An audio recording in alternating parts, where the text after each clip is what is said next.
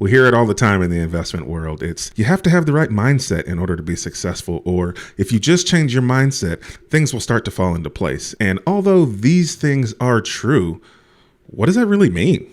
What does mindset even mean? Or how do I have the right mindset? And even if I do, how does having the right mindset actually translate to physical tasks that get me closer to my goals? Well, if these are thoughts you had, stick around because I'm going to teach you exactly what mindset is, how to set the right mindset, and then how to use that mindset to help you get things done so you can reach your goals in 2023.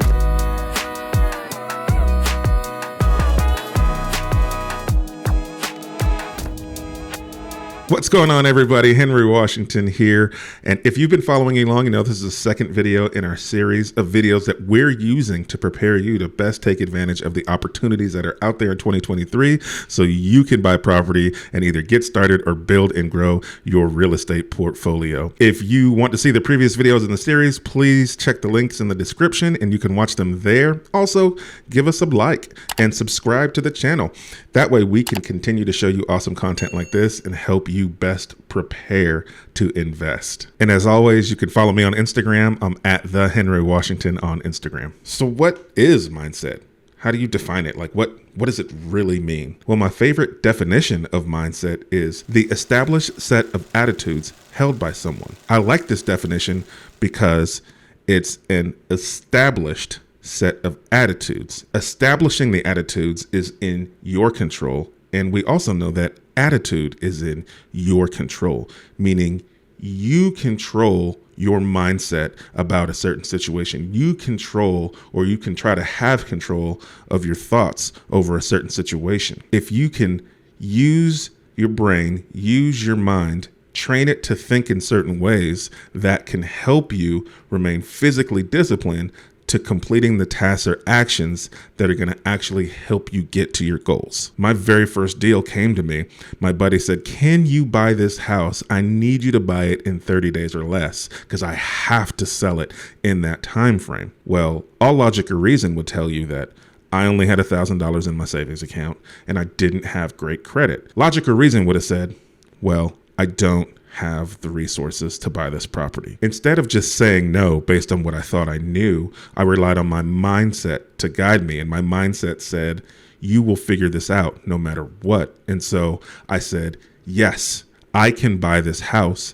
And then I went down a path of trying to figure out how to buy it. My brain was helping me try to figure out what the next steps were going to be because I had a mindset of I was going to get it done no matter what. I then took the information I had, which was I knew I had a potential deal, and I took it to a network of my investor friends I had been building, and I was able to ask them. I had something tangible. I had a decent deal, and I said, hey, is this truly a good deal? How are you guys able to purchase properties like this when you only have limited funds, when your credit isn't perfect, right? And instead of just saying no based on what I knew I had, I now leveraged a network of people who had more information than me, and they were able to help me figure out what next steps I needed to take in order to buy that property, in order to help my friend out of a tough situation. So the mindset guided me to my next steps, even though I didn't know them. And I think the problem with people when they're trying to accomplish something is they let their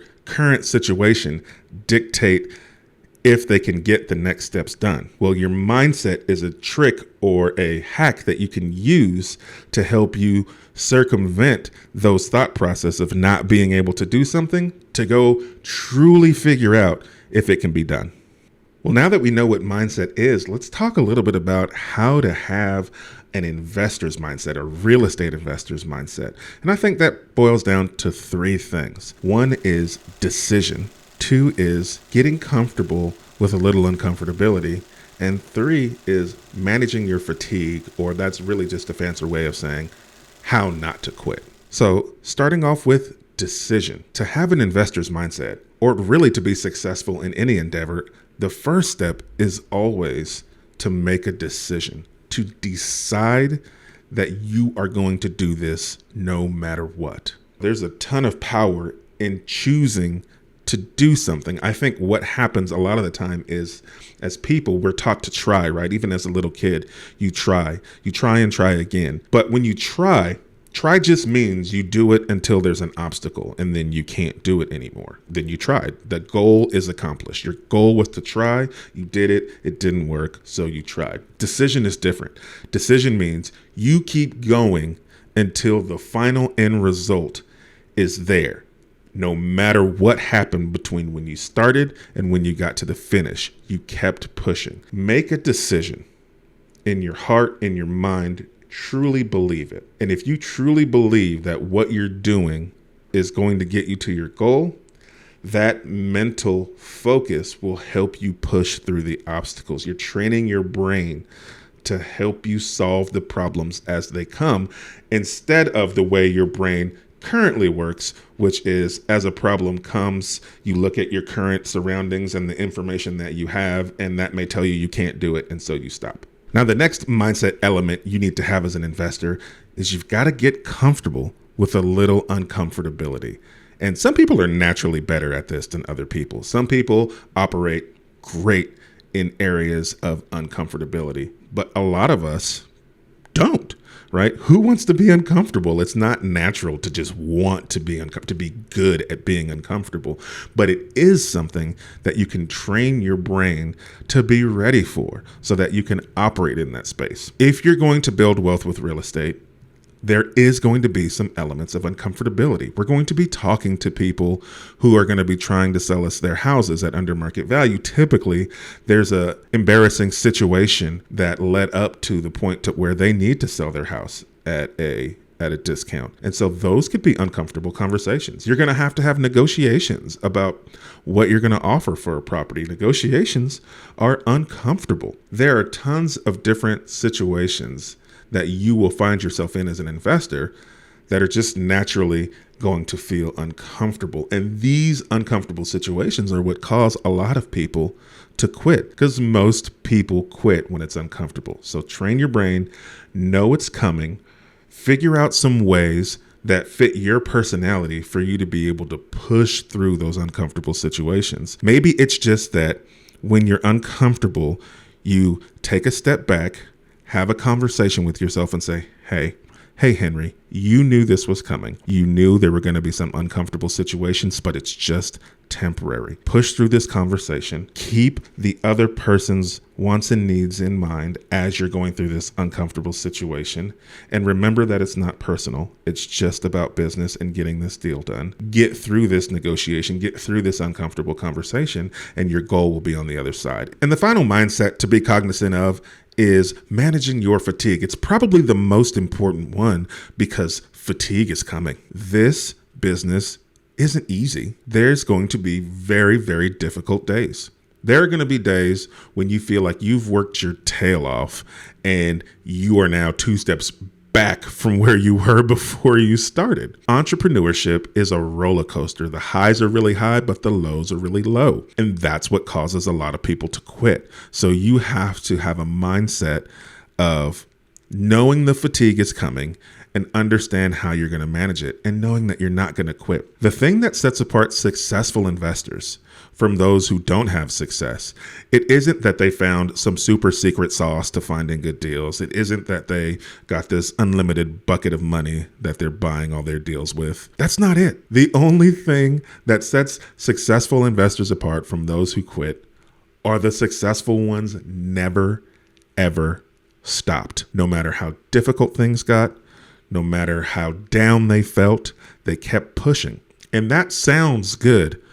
But when to put that into perspective, for me, I can spend, let's say, $5,000 on marketing for a month. That's a lot of money. And then that produces no deals, right? So I spent $5,000 and got no deals. If you're brand new and you spend $2,000 or $3,000 on marketing and you don't get a deal in return, that's a lot of money to just put out there.